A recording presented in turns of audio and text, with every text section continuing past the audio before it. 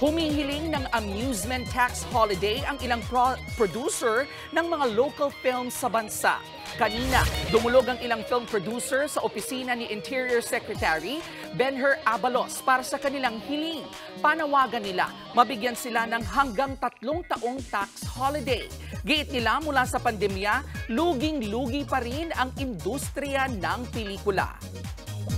Only did people shy away from the cinemas, the cost of production went up by a spiraling as high as 35%. So ang hirap ng situation, lumalaki yung gastos, konti yung audience, pinapatay ka pa ng tax. Suportado naman ng DILG ang hiling na ito ng mga film producer, maging ang kagawaran na nawagan sa mga LGU kaugnay nito.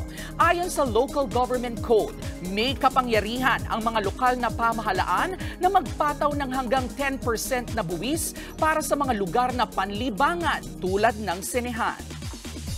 Humihiling ang grupo na baka naman pwedeng i-waive nyo to for the next 3 years. Hindi naman lahat ng pelikula. Ito'y pelikulang Pilipino lamang. At hindi naman totally mawawala yung amusement tax ng local government unit dahil you still have the foreign films. No? Ambag mo na yung sa bawat 10, mawawalan ka ng 3, tulong mo na yun. Mga kapatid, ito po ang inyong K-Alaman Queen, Kalad Karen.